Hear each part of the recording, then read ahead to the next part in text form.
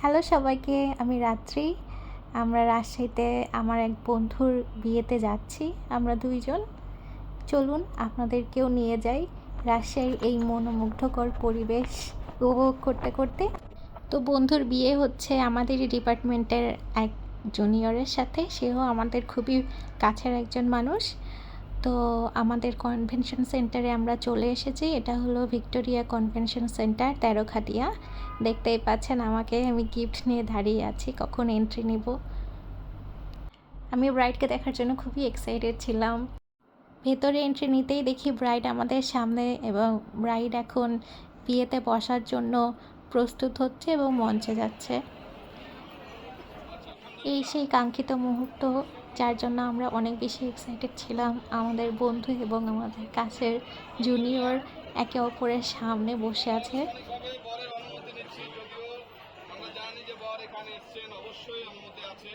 তারপরে আমরা আনুষ্ঠানিক অনুমতি নিচ্ছি। আউযুবিল্লাহি মিনাশ শাইতানির রাজিম, বিসমিল্লাহির রহমানির রহিম।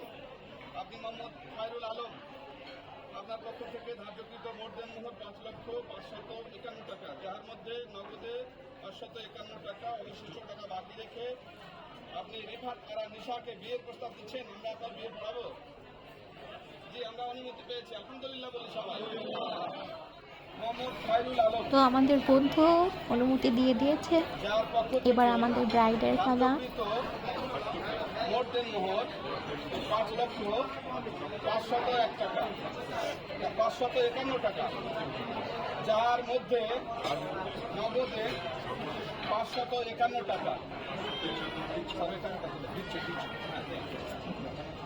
আচ্ছা,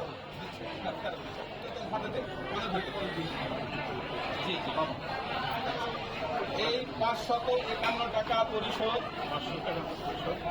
হাতে দেন। অবশিষ্ট টাকা বাকি রেখে তুমি আমার কন্যা রিফাত আরা নিশা, তোমাকে আমার ওকালতিতে মোহাম্মদ খায়রুল আলম বিয়ের প্রস্তাব দিচ্ছে। তুমি কি এই বিয়েতে রাজি?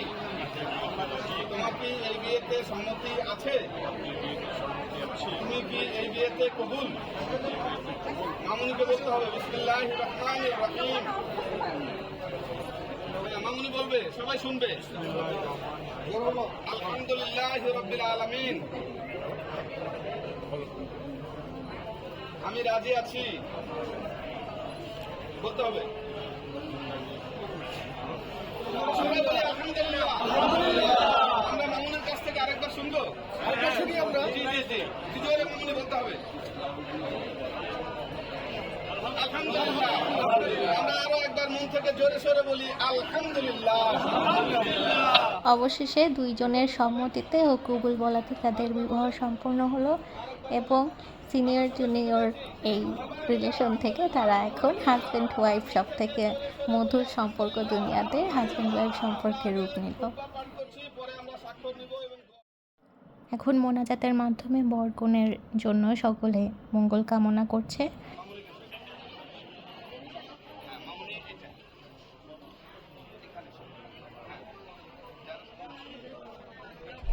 এখন ব্রাইড সাইন করছে, এর মাধ্যমে বিয়ে সম্পন্ন হলো। চলুন দেখা করা যাক আমাদের বন্ধুদের সাথে। অনেক দিন পর সবার সাথে দেখা হয়েছে, বিশেষ করে আমাদের বিয়ের পর একটা গেট টুগেদারই বলা যায়। সবার সাথে দেখা করে অনেক বেশি ভালো লাগছিল আমাদের, এবং ওইদিকে সবাই বরকনে নিয়ে ব্যস্ত এবং ফটোশ্যুট চলছিল। তো সেটারও একটা গ্লিম্পস আপনাদেরকে দেখিয়ে দিলাম। এরপর আমরা ফ্রেন্ডের সাথে অনেক বেশি ভালো সময় কাটালাম অনেক দিন পর। সকলের সাথে অনেক বেশি হাসি ঠাট্টা, অনেক ধরনের গল্প হয়েছে। এরপর আমরা বসে পড়লাম টেবিলে।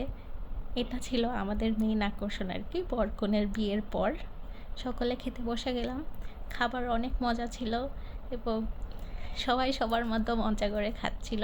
খাওয়া দাওয়া শেষে আমরা বাইরে এসে দেখি এত অপরূপ সৌন্দর্য এই কনভেনশন সেন্টারে।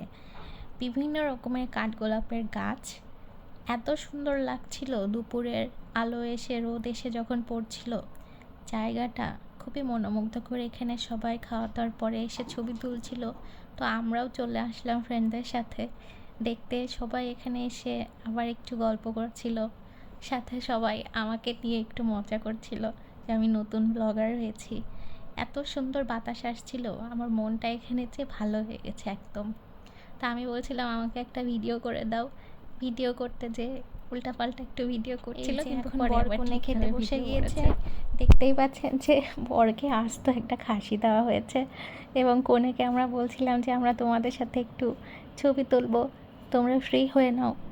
তারপরে এর মধ্যেই আমরা চলে গেলাম স্টেজে। আমরা একটু আমাদের নিজেদেরকে ক্যাপচার করার ট্রাই করলাম আর কি, ছবি তুলছিলাম।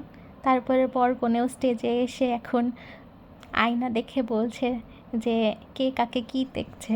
তো এই জিনিসটা আমার খুব ইন্টারেস্টিং লাগলো আমার, কারণ আমাদের হিন্দু বিয়েতে তো এরকম কিছু একটা হয় না।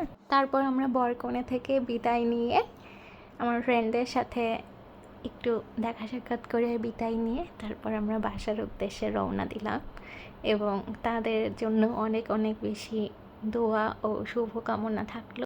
আজকের মতো এইটুকু, আশা করছি সামনের ব্লগে আপনাদের সাথে আবার দেখা হবে।